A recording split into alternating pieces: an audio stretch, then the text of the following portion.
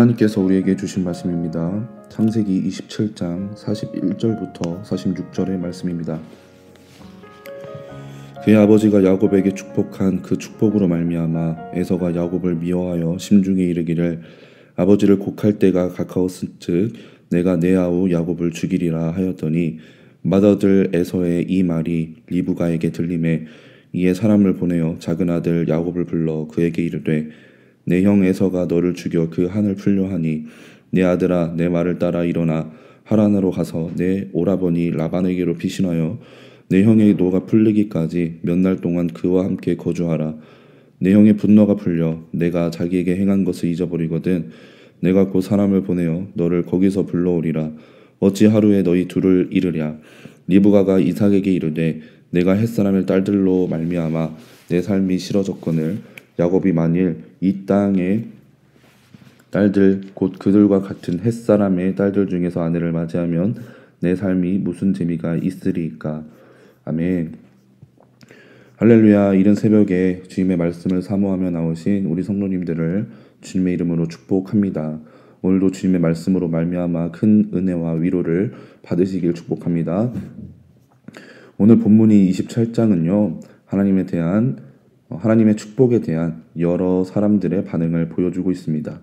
하나님께서는 야곱을 통해서 이스라엘과 온 땅에 축복이 흘러가도록 정하셨죠.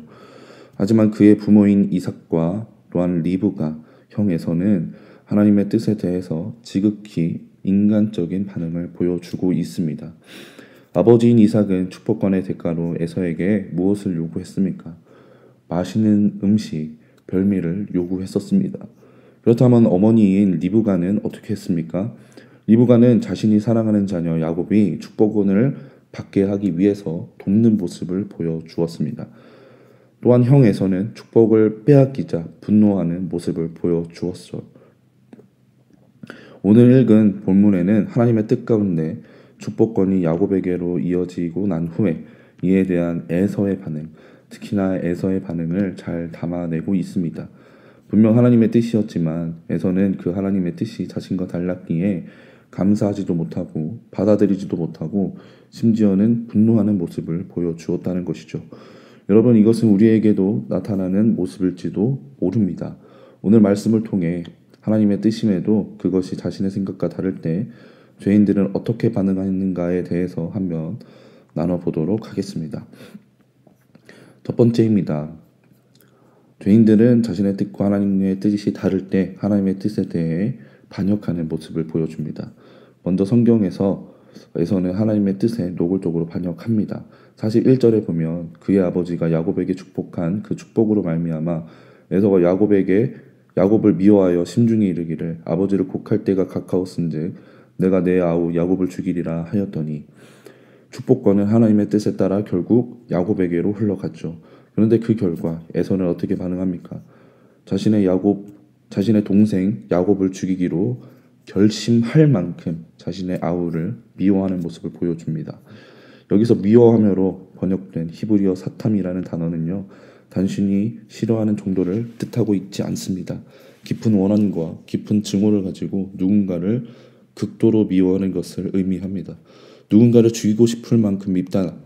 이것은요, 미움의 감정의 처음도 아니고 중간도 아니고 끝에 도달한 것이에요. 심지어 에서는요, 다혈질이었고 표현에 거침이 없었던 인물이었어요.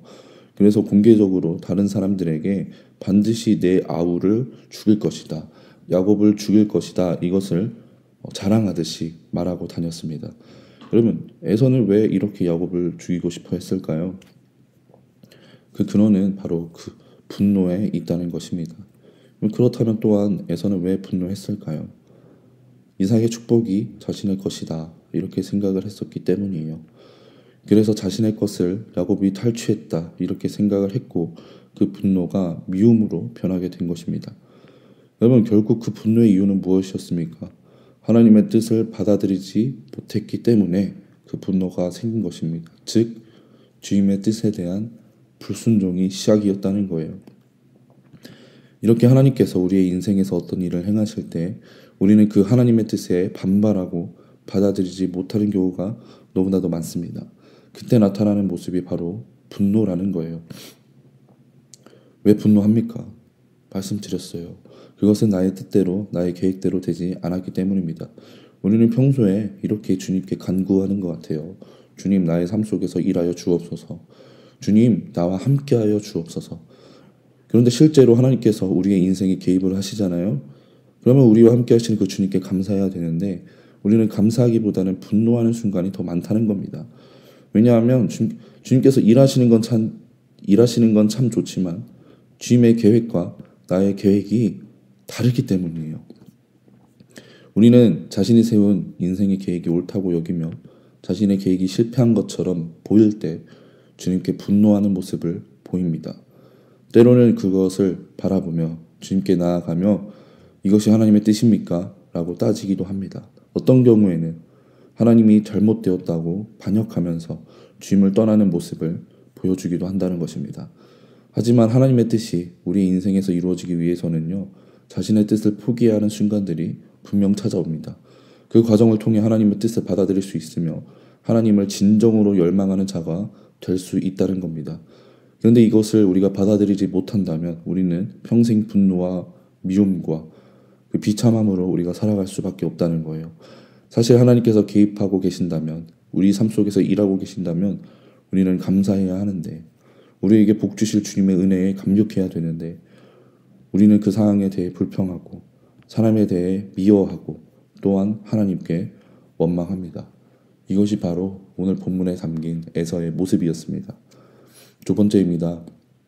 하나님의 뜻과 나의 뜻이 달라졌을 때, 다를 때 죄인들은 영적 노예의 삶을 살아갑니다. 20년이 지났습니다. 그리고 이제 야곱이 돌아온다는 소식을 듣게 됩니다. 근데 에서가 그 소식을 듣고 어떻게 반응하는지 창세기 32장 6절에는 이렇게 기록합니다.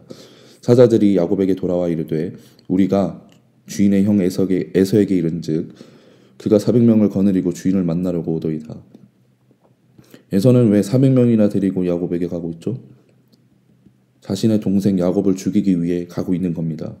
20년 동안 얼마나 미움에 사로잡혀 살았는지 야곱이 돌아온다는 그 소식을 듣고 반갑게 맞이하는 것이 아니라, 기대하는 것이 아니라 그를 죽이기 위해, 자신의 동생을 죽이기 위해서 사람을 모으고 가고 있는 것입니다. 여러분, 저는 에서가 불쌍하다고 생각이 되더군요. 20년을 야곱만 생각하면 미워하고 죽이고 싶었던 감정만이 그를 잡아먹었던 것입니다.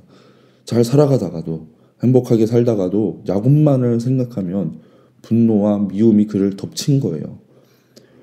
여러분, 에서는 절대 행복할 수 없는 괴로운 삶을 살아갔던 것입니다.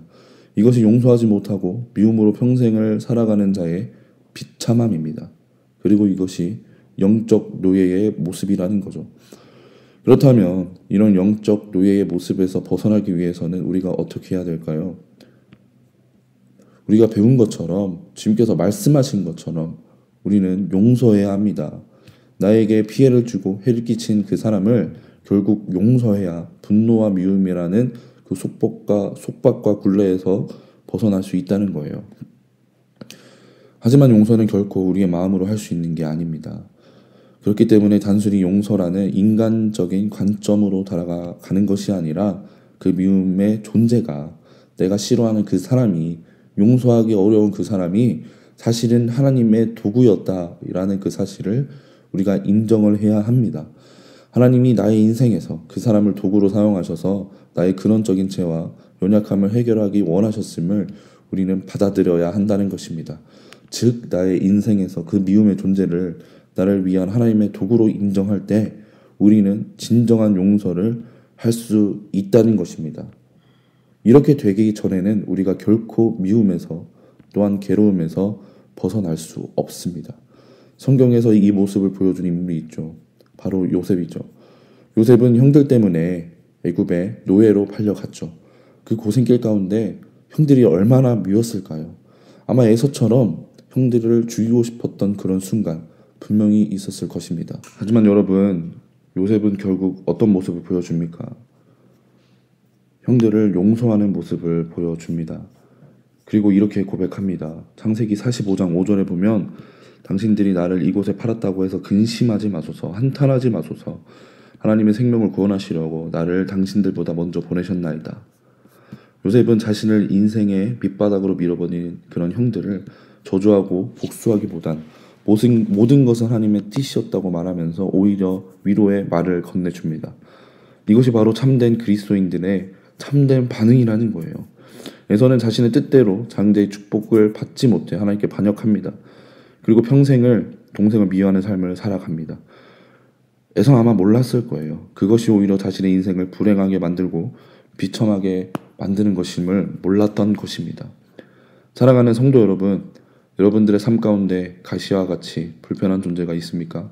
나를 불편하게 하고 도저히 용서하고 싶지 않는, 용서하기가 어려운 그런 존재가 있으십니까? 분명히 있을 것입니다.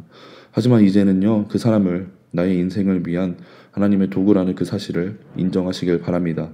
그를 통해 나의 인생에 개입하시려는 하나님의 뜻을 받아들이시고 굳게 믿으시길 바랍니다.